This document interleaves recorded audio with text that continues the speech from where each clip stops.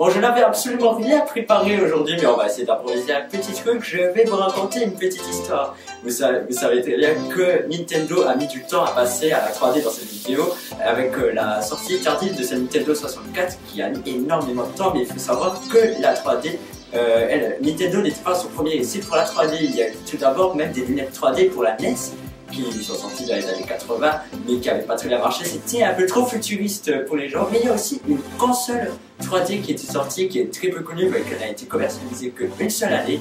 Il s'agit de la Virtual Boy. Elle n'affichait que des lignes rouges, et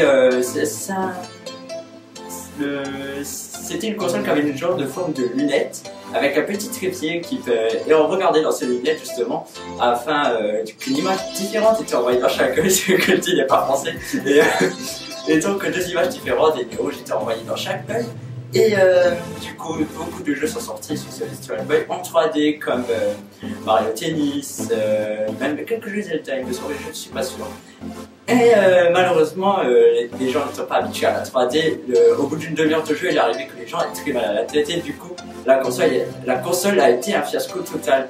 Même un câble avait été prévu pour relier deux Virtual Boy entre eux, mais ils n'ont pas eu le temps de le sortir vu l'échec commercial de la console.